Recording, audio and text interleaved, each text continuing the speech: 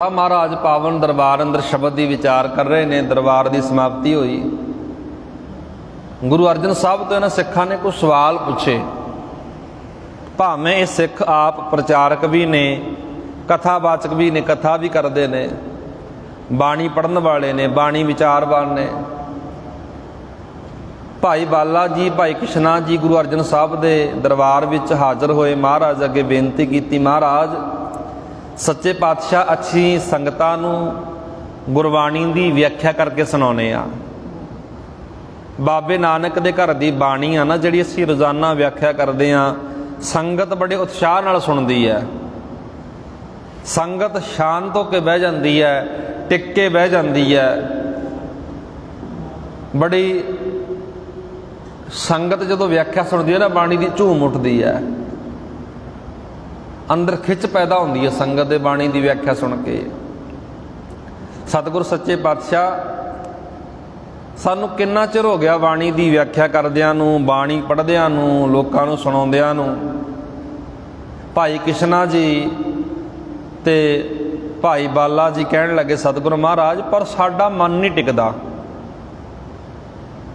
सतगुरु महाराज ने गल सुनी, महाराज शांत हो गए, चुप कर गए। सतगुरु महाराज कहन लगे तुसीं होरनां नूं बाणी दा उपदेश दिंदे हो, बाणी पढ़ के सुणाउने हो, समझाउने हो, कमाल दी बात है भी तुहाडा मन क्यों नहीं टिक रहा। महाराज साडे मन अंदर शांति नहीं पैदा हुंदी, टिका नहीं हुंदा। पातशाह जी कहंदे तुसीं हाले तक अपने मन नूं समझाया नहीं, दूजिआं नूं मत्ता दे रहे हो, दूजिआं नूं समझा रहे हो। एक बाणी दा वचन हुंदा जी, साडे सारिआं ते लागू हुंदा है। सतगुरु महाराज बाणी अंदर कहते पंडित बाचै पोथियां ना बूझै विचार, अनको मत्ती दे चलै माया का व्यापार। दुनिया के अंदर संसार अंदर मेरे वर्गे बड़े व्याख्याकार, व्याख्या करने वाले बहुत लोग ऐसे मिल जाएंगे। पातशाह जी ने बाणी अंदर एक वचन आख्या, पोथी पढ़ भी लई, बाच लई, विचार कर लई, लोकां नूं सुना दित्ती, संगत नूं सुना दित्ती, पर महाराज कहंदे अपने आप नूं नहीं बुझाया, आप नहीं बुझिया, अपनी जिंदगी विचों गल लैके नहीं आंदी। इस करके महाराज कहंदे प्रथमे मन प्रबुद्ध है अपना, पाथिया पर रिझावै। गुरु अर्जन साहब महाराज कहते भाई जिमें संगतां नूं उपदेश करते हो, संगतां नूं सुनेहा दिंदे हो, संगतां अगे बाणी की व्याख्या करते हो, संगत झूमदी है, संगत आनंद नाल सुनदी है, टिका पैदा हुंदा है। पर महाराज कहते पहला दूसरे नूं उपदेश करन तो पहला जो तुसी बोल रहे हो, व्याख्या कर रहे हो, वो तुहाडे मन विच होना बहुत जरूरी है। जे तुहाडे मन विचों विचार है, गुरु दा उपदेश है, फिर संगत दा मन ठहरा दे विच, टिका दे विच आ सकदा है। नहीं तो भाई ये सब माया दा व्यापार बनिया होया है, सब माया दा व्यापार बन गया। पातशाह जी ने एक होर बड़ी प्यारी गल आखी। पातशाह जी कहंदे सतगुरु जी वचन कीता, निरी उज्जल बुद्धि नाल शांति नहीं हुंदी। तुहानूं इस तरह जापदा भी सानू बहुत ज्ञान हो गया, सानू बाणी की व्याख्या करनी आ गई, सानू बाणी पढ़नी आ गई, बाणी के शब्दों बारे समझ आ गई है। पातशाह जी कहंदे बुद्ध तो उजली हो गई ना, समझ आ गई, पर आत्मक टिका नहीं मिलता, आनंद नहीं मिल रहा। क्यों नहीं मिलता? क्योंकि हाले तक मन उत्ते काबू नहीं पाया। बहुत लोग ऐसे होंदे ने जी, बाणी पढ़न वाले, बाणी सुनन वाले, बाणी विचारन वाले,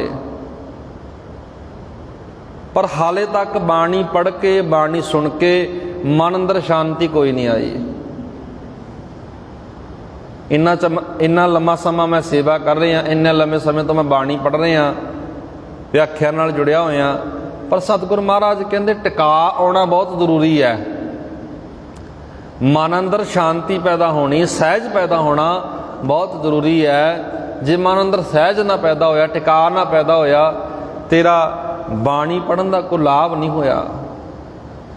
ਬਾਣੀ ਪੜ੍ਹਨ ਦਾ ਤੈਨੂੰ ਕੋਈ ਫਾਇਦਾ ਨਹੀਂ ਹੋਇਆ। ਜ਼ਿੰਦਗੀ ਅੰਦਰ ਟਿਕਾ ਦਾ ਹੋਣਾ ਬਹੁਤ ਜ਼ਰੂਰੀ ਹੈ। ਪਾਤਸ਼ਾਹ ਜੀ ਨੇ ਇਹਨਾਂ ਸਿੱਖਾਂ ਨੂੰ ਇਹੀ ਗੱਲ ਸਮਝਾਈ। ਦੋਵਾਂ ਸਿੱਖਾਂ ਨੇ ਸਤਿਗੁਰ ਮਹਾਰਾਜ ਦੇ ਬਚਨ ਨੂੰ ਬੜੇ ਧਿਆਨ ਨਾਲ ਇਕਾਗਰ ਚਿੱਤ ਹੋ ਕੇ ਸੁਣਿਆ। ਜੇ ਸ਼ਾਂਤੀ ਲੈਣੀ ਹੈ ਤਾਂ ਮਨ ਨੂੰ ਆਪਣੇ ਮਨ ਨੂੰ ਵੱਸ ਵਿੱਚ ਕਰੋ। ਜਿਵੇਂ ਹੋਰਨਾਂ ਨੂੰ ਤੁਸੀਂ ਬਾਣੀ ਸੁਣਾਉਂਦੇ ਹੋ, ਬੜੀਆਂ ਸਿਆਣਪਾਂ ਮੱਤਾਂ ਦਿੰਦੇ ਹੋ, ਗੁਰੂ ਅਰਜਨ ਸਾਹਿਬ ਮਹਾਰਾਜ ਕਹਿੰਦੇ ਭਾਈ ਪਹਿਲਾਂ ਆਪਣੇ ਮਨ ਨੂੰ ਸਮਝਾਓ। ਜੋ ਬਿਰਤਾਂਤ ਆਵੇ ਉਸ ਨੂੰ ਆਪਣੇ ਮਨ ਲਈ ਸਮਝੋ। ਗੁਰਬਾਣੀ ਦਾ ਜੋ ਬਿਰਤਾਂਤ ਹੁੰਦਾ ਹੈ, ਗੁਰਬਾਣੀ ਦੀ ਜੋ ਵਿਆਖਿਆ ਹੁੰਦੀ ਹੈ, ਪਹਿਲਾਂ ਆਪਣੇ ਮਨ ਤੇ ਆਪਣੇ ਮਨ ਨੂੰ ਸੰਬੋਧਨ ਕਰੋ। ਤੁਹਾਡਾ ਫਿਰ ਕਲਿਆਣ ਹੋ ਸਕਦਾ ਹੈ, ਤੁਹਾਡੀ ਜਿਉਂਦੇ ਜੀ ਮੁਕਤੀ ਹੋ ਸਕਦੀ ਹੈ। ਥੋੜ੍ਹੀ ਕਹੀ ਗੱਲ ਕਈ ਗੱਲ ਬਹੁਤ ਅਸਰ ਕਰ ਜਾਂਦੀ ਹੈ। ਥੋੜ੍ਹੀ ਕੀਤੀ ਵਿਆਖਿਆ ਕਈ ਵਾਰ ਬਹੁਤ ਅਸਰ ਕਰ ਜਾਂਦੀ ਹੈ। ਦੋਹਾਂ ਸਿੱਖਾਂ ਨੇ ਮਹਾਰਾਜ ਦੇ ਬਚਨ ਨੂੰ ਮੰਨਿਆ। ਕੇਵਲ ਉਹਨਾਂ ਨੂੰ ਆਤਮਿਕ ਸ਼ਾਂਤੀ ਨਹੀਂ ਮਿਲੀ, ਸਗੋਂ ਹੋਰ ਕਿੰਨਿਆਂ ਮਨਾਂ ਨੂੰ ਉਤਾਰ ਗਏ, ਕਿੰਨਿਆਂ ਲੋਕਾਂ ਨੂੰ ਉਤਾਰ ਗਏ ਗੁਰੂ ਦੇ ਬਚਨਾਂ ਨੂੰ ਸੁਣ ਕੇ, ਗੁਰੂ ਦੇ ਬਚਨ ਨਾਲ ਪ੍ਰੀਤ ਬਣਾ ਕੇ। ਅੱਗੇ ਗੁਰੂ ਅਰਜਨ ਸਾਹਿਬ ਦੇ ਦਰਬਾਰ ਅੰਦਰ ਨਿੱਤ ਸਿੱਖ ਆਉਂਦੇ ਸੀ ਜੀ, ਮਹਾਰਾਜ ਨਾਲ ਵਿਚਾਰ ਚਰਚਾ ਕਰਦੇ ਸੀ। ਇਸੇ ਤਰ੍ਹਾਂ ਦੂਸਰਾ ਦਿਨ ਚੜ੍ਹਿਆ, ਕੁਝ ਹੋਰ ਸਿੱਖ ਸਵਾਲ ਲੈ ਕੇ ਆਏ। ਭਾਈ ਪਾਤਸ਼ਾਹ ਜੀ ਦੇ ਪਾਵਨ ਦਰਬਾਰ ਅੰਦਰ ਸੁਲਤਾਨਪੁਰ ਤੋਂ ਭਾਈ ਚਾਊ ਤੇ ਭਾਈ ਬੰਮੀ ਜੀ, ਭਾਈ ਮੂਲਾ ਜੀ, ਭਾਈ ਹੇਮਾ ਜੀ, ਕਪਾਹੀ, ਭਾਈ ਗੋਇੰਦਾ ਜੀ, ਭੱਟ ਭਿੱਖਾ ਜੀ, ਭਾਈ ਟੋਡਾ ਜੀ, ਇਹ ਸਿੱਖਾਂ ਦੇ ਨਾਮ ਨੇ ਜੀ। ਪੁਰਾਤਨ ਸਮੇਂ ਅੰਦਰ ਇਹੋ ਜਿਹੇ ਨਾਂ ਰੱਖੇ ਜਾਂਦੇ ਸੀ। ਗੁਰੂ ਅਰਜਨ ਸਾਹਿਬ ਮਹਾਰਾਜ ਦੇ ਦਰਬਾਰ ਵਿੱਚ ਇਹ ਸਿੱਖ ਬੇਨਤੀ ਲੈ ਕੇ ਹਾਜ਼ਰ ਹੋਏ। ਮਹਾਰਾਜ ਬੇਨਤੀ ਕੀਤੀ ਕਿ ਅਸੀਂ ਗੁਰੂ ਦੱਸੀ ਮਰਿਆਦਾ ਨਿਭਾਉਂਦੇ ਹਾਂ, ਜਿਵੇਂ ਗੁਰੂ ਦੱਸਦਾ ਅਸੀਂ ਸਭ ਕੁਝ ਕਰਦੇ ਹਾਂ। ਇਹਨਾਂ ਨੇ ਵੀ ਸਵਾਲ ਕੀਤਾ, ਮਹਾਰਾਜ ਸਾਡਾ ਮਨ ਵੀ ਟਿਕਾ ਵਿੱਚ ਨਹੀਂ ਹੈ, ਸਾਡੇ ਮਨ ਅੰਦਰ ਵੀ ਸ਼ਾਂਤੀ ਨਹੀਂ ਆਉਂਦੀ ਹੈ। ਗੁਰੂ ਦੱਸੀ ਮਰਿਆਦਾ ਨਿਭਾਈ ਜਾਂਦੇ ਹਾਂ, ਨਿਤਨੇਮ ਵੀ ਕਰਦੇ ਹਾਂ, ਪਾਠ ਕਰਦੇ ਹਾਂ, ਗੁਰੂ ਕੇ ਦਰਬਾਰ ਵਿੱਚ ਵੀ ਰੋਜ਼ਾਨਾ ਆਉਂਦੇ ਹਾਂ, ਮੱਥਾ ਵੀ ਬਹੁਤ ਵਾਰ ਟੇਕਦੇ ਹਾਂ, ਮਹਾਰਾਜ ਟਿਕਾ ਹੀ ਨਹੀਂ ਆਉਂਦਾ। ਸਤਿਗੁਰੂ ਮਹਾਰਾਜ ਨੇ ਇਹਨਾਂ ਸਿੱਖਾਂ ਦੀ ਜਦੋਂ ਬੇਨਤੀ ਸੁਣੀ ਨਾ, ਮਹਾਰਾਜ ਨੇ ਗੁਰੂ ਅਰਜਨ ਸਾਹਿਬ ਮਹਾਰਾਜ ਨੇ ਬਚਨ ਕੀਤੇ। ਪਾਤਸ਼ਾਹ ਜੀ ਕਹਿਣ ਲੱਗੇ, ਸੰਸਾਰ ਆ ਨਾ, ਜਿਹੜਾ ਸੰਸਾਰ ਜਗਤ, ਉਹ ਤਾਮਸੀ ਤੇ ਰਾਜਸੀ ਗੁਣਾਂ ਵਿੱਚ ਫਸਿਆ ਹੋਇਆ ਹੈ। ਅੰਦਰ ਤੇ ਬਾਹਰ ਹਰ ਪਾਸੇ ਤ੍ਰਿਸ਼ਨਾ ਲੱਗੀ ਹੋਈ ਹੈ। ਲੋਭ ਅਭਿਮਾਨ ਵਿੱਚ ਡੁੱਬਿਆ ਹੋਇਆ ਹੈ, ਹੰਕਾਰ ਵਿੱਚ ਕਈ ਵਾਰ ਬੰਦਾ ਇਸ ਗੱਲ ਦਾ ਵੀ ਹੰਕਾਰ ਕਰ ਲੈਂਦਾ ਜੀ, ਮਾਫ ਕਰਨਾ, ਮੈਂ ਇੰਨੀ ਸੇਵਾ ਕਰ ਦਿੱਤੀ, ਮੈਂ ਇੰਨਾ ਪਾਠ ਕਰ ਲਿਆ, ਮੈਂ ਇੰਨੀ ਬਾਣੀ ਪੜ੍ਹ ਲਈ। ਗੁਰੂ ਅਰਜਨ ਸਾਹਿਬ ਦੇ ਦਰਬਾਰ ਅੰਦਰ ਨਿੱਤ ਇਸ ਤਰ੍ਹਾਂ ਦੇ ਸਿੱਖ ਆਉਂਦੇ ਸੀ। ਮਹਾਰਾਜ ਕਹਿੰਦੇ ਕੋਈ ਵਿਰਲਾ ਹੀ ਮਿੱਠ ਬੋਲੜਾ ਨਿਮਰਤਾ ਧਾਰਨ ਕਰਦਾ ਹੈ, ਟਿਕਾ ਧਾਰਨ ਕਰਦਾ ਹੈ। ਸਤਿਗੁਰੂ ਮਹਾਰਾਜ ਨੇ ਬਚਨ ਕੀਤੇ, ਇਹ ਜਾਣਨ ਲਈ ਨਿਮਰਤਾ ਅੰਦਰ ਆ ਜਾਣੀ, ਨਿਮਰਤਾ ਨੂੰ ਅੰਦਰ ਵਸਾ ਲੈਣਾ ਬਹੁਤ ਜ਼ਰੂਰੀ ਹੈ। ਸਤਿਗੁਰੂ ਮਹਾਰਾਜ ਨੇ ਸ਼ਬਦ ਪੜ੍ਹਿਆ, ਜੋ ਸ਼ਬਦ ਪੜ੍ਹਿਆ ਸੀ, ਪਾਤਸ਼ਾਹ ਜੀ ਕਹਿੰਦੇ ਜੋ ਸ਼ਬਦ ਪੜ੍ਹਿਆ ਗਿਆ ਨਾ ਇਸ ਪਾਵਨ ਦਰਬਾਰ ਅੰਦਰ, ਇਹ ਸ਼ਬਦ ਦਾ ਅੱਖਰ ਅੱਖਰ ਤੁਹਾਡੀ ਅਗਵਾਈ ਕਰਦਾ ਹੈ, ਅੱਖਰ ਅੱਖਰ ਤੁਹਾਨੂੰ ਸੋਚ ਦਿੰਦਾ ਹੈ। ਮਨ ਟਿਕਿਆ ਰਹੇ, ਡੋਲੇ ਨਾ। ਇਹ ਕਸਵੱਟੀ ਹੈ ਜੀ। ਜੇ ਬਾਣੀ ਪੜ੍ਹ ਕੇ ਵੀ ਮਨ ਟਿਕਿਆ ਨਹੀਂ, ਫਿਰ ਬਾਣੀ ਪੜ੍ਹਨ ਦਾ ਕੋਈ ਲਾਭ ਨਹੀਂ ਮਿਲਿਆ ਤੈਨੂੰ। ਨਾਮ ਜਪ ਕੇ ਵੀ, ਨਾਮ ਧਿਆ ਕੇ ਵੀ ਜੇ ਮਨ ਟਿਕਾ ਦੇ ਵਿੱਚ ਨਹੀਂ, ਫਿਰ ਇਹਦਾ ਕੋਈ ਲਾਭ ਨਹੀਂ ਹੁੰਦਾ। ਫਿਰ ਤਾਂ ਉਹ ਕੰਮ ਹੋ ਗਈ। ਪਾਤਸ਼ਾਹ ਜੀ ਕਹਿੰਦੇ ਪੜ੍ਹ ਪੜ੍ਹ ਗੱਡੀ ਲੱਦੀ ਹੈ। ਪੜ੍ਹਿਆ ਬਹੁਤ, ਸੁਣਿਆ ਬਹੁਤ, ਬਾਣੀ ਅੰਦਰ ਬਹੁਤ ਵਾਰ ਵਚਨ ਹੁੰਦੇ ਨੇ ਜੀ, ਪੜ੍ਹ ਵੀ ਲਿਆ, ਸੁਣ ਵੀ ਲਿਆ। ਪਾਤਸ਼ਾਹ ਜੀ ਕਹਿੰਦੇ ਪਰ ਮਨ ਅੰਦਰ ਟਿਕਾ ਫਿਰ ਵੀ ਨਹੀਂ ਹੈ। ਇੱਥੇ ਜਿਹੜੀ ਆਪਾਂ ਵਿਚਾਰ ਕਰ ਰਹੇ ਹਾਂ, ਜੇ ਬਾਣੀ ਪੜ੍ਹਦੇ ਹਾਂ ਕਦੇ ਮਨ ਟਿਕ ਜਾਵੇ, ਕਦੇ ਡੋਲ ਜਾਵੇ। ਇਸ ਸਮੇਂ ਪਾਤਸ਼ਾਹ ਜੀ ਕਹਿ ਰਹੇ ਨੇ ਕਿਤੇ ਮਨ ਦੌੜਦਾ ਫਿਰੇ, ਭੱਜਦਾ ਫਿਰੇ, ਤਾਂ ਇਹ ਰਾਜਸੀ ਗੁਣਾਂ ਦਾ ਪ੍ਰਭਾਵ ਹੁੰਦਾ ਹੈ। ਰਾਜਸੀ ਗੁਣਾਂ ਦਾ ਪ੍ਰਭਾਵ ਇਸ ਮਨ ਉੱਤੇ ਪੈ ਗਿਆ। ਜੇ ਮਨ ਠਹਿਰੇ ਹੀ ਨਾ, ਬਾਣੀ ਸਮਝ ਨਾ ਆਵੇ, ਮਨ ਗੁਰੂ ਦੀ ਸੰਗਤ ਵਿੱਚ ਨਾ ਟਿਕੇ, ਪਾਤਸ਼ਾਹ ਜੀ ਕਹਿੰਦੇ ਤਾਮਸੀ ਗੁਣਾਂ ਦਾ ਪ੍ਰਭਾਵ ਹੁੰਦਾ ਹੈ। ਕਿਉਂਕਿ ਮਨ ਉੱਤੇ ਹਨੇਰਾ ਛਾਇਆ ਹੋਇਆ ਹੈ। ਤਾਮਸ ਦਾ ਅਰਥ ਹੁੰਦਾ ਹਨੇਰਾ।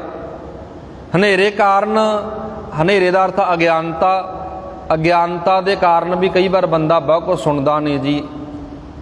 ਤੁਸੀਂ ਵੇਖੋ ਨਾ, ਕਈ ਵਾਰ ਅਕਸਰ ਇਹ ਸਵਾਲ ਉੱਠਦਾ, ਸਾਨੂੰ ਬਾਣੀ ਬਾਰੇ ਕੁਝ ਪਤਾ ਨਹੀਂ ਲੱਗਦਾ ਜੀ, ਬਾਣੀ ਬਾਰੇ ਸਮਝ ਨਹੀਂ ਆਉਂਦੀ। ਕਿਉਂ ਨਹੀਂ ਸਮਝ ਆ ਰਹੀ? ਕਿਉਂਕਿ ਮਨ ਉੱਤੇ ਹਨੇਰਾ ਛਾਇਆ ਹੋਇਆ ਹੈ, ਕਰਮ ਕਾਂਡਾਂ ਦਾ, ਅਗਿਆਨਤਾ ਦਾ, ਵਹਿਮਾਂ ਭਰਮਾਂ ਦਾ। ਸਤਿਗੁਰੂ ਮਹਾਰਾਜ ਨੇ ਗੱਲ ਸਮਝਾਉਣ ਲੱਗੇ, ਆਖਣ ਲੱਗੇ, ਜਿਵੇਂ ਸੂਰਮੇ ਮੈਦਾਨ ਅੰਦਰ ਲੜਦੇ ਨੇ ਨਾ, ਸੂਰਮੇ ਮੈਦਾਨ ਲੜਦੇ ਨੇ, ਜਿਹੜੇ ਮੈਦਾਨ ਫਤਿਹ ਕਰਦੇ ਨੇ ਉਹਨਾਂ ਦੀਆਂ ਵਾਰਾਂ ਗਾਈਆਂ ਜਾਂਦੀਆਂ ਨੇ, ਉਹਨਾਂ ਦੀ ਉਸਤਤ ਕੀਤੀ ਜਾਂਦੀ ਹੈ।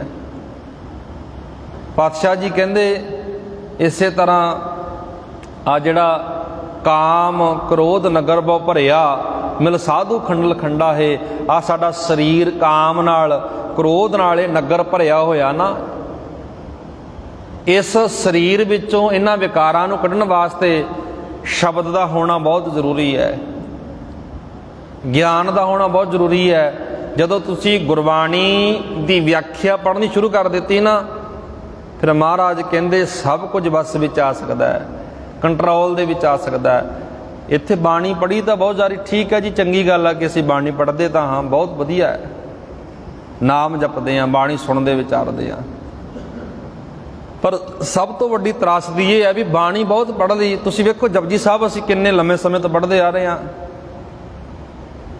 ਪੜ੍ਹਨ ਵਾਲੇ ਨੂੰ, ਜਿਹੜਾ ਨਿੱਤ ਪੜ੍ਹਦੇ ਨੇ, ਜੇ ਉਹਨੂੰ ਪੁੱਛੀਏ ਭਾਈ ਮੂਲ ਮੰਤਰ ਦੇ ਅਰਥ ਕੀ ਨੇ, ਬਾਣੀ ਦੀ ਦੂਸਰੀ ਪੌੜੀ ਦੇ ਅਰਥ ਕੀ ਨੇ, ਪਹਿਲੀ ਪੌੜੀ ਦੇ ਅਰਥ ਕੀ ਨੇ, ਸਾਨੂੰ ਤਾਂ ਜੀ ਪਤਾ ਨਹੀਂ। ਸਤਿਗੁਰੂ ਅਰਜਨ ਸਾਹਿਬ ਮਹਾਰਾਜ ਕਹਿੰਦੇ, ਭਾਈ ਜੇ ਤੂੰ ਗੁਰਬਾਣੀ ਦਾ ਪਾਠ ਕਰਦਾ ਨਾ, ਗੁਰਬਾਣੀ ਦੀ ਵਿਆਖਿਆ, ਗੁਰਬਾਣੀ ਦੇ ਅਰਥਾਂ ਬਾਰੇ ਵੀ ਜਾਣਨਾ ਬਹੁਤ ਜ਼ਰੂਰੀ ਹੈ। ਅੰਦਰ ਦਾ ਜਿਹੜਾ ਤਮ ਹੈ, ਅੰਦਰ ਦਾ ਜਿਹੜਾ ਹਨੇਰਾ, ਫਿਰ ਖਤਮ ਹੋ ਸਕਦਾ ਹੈ। ਗੁਰੂ ਕਿਰਪਾ ਕਰੇ ਜੀ, ਇਸੇ ਲੜੀਵਾਰ ਵਿਚਾਰ ਜੋ ਆਪਾਂ ਇੱਕ ਰੂਟੀਨ ਦੇ ਵਿੱਚ ਕਰਦੇ ਹਾਂ, ਕੱਲ੍ਹ ਨੂੰ ਆਪਾਂ ਅਗਲੀ ਵਿਚਾਰ ਕਰਾਂਗੇ। ਗੁਰੂ ਸਾਹਿਬ ਜੀ ਕਿਰਪਾ ਕਰਨ, ਬੇਨਤੀ ਕਰੋ ਪ੍ਰਵਾਨ ਜੀ।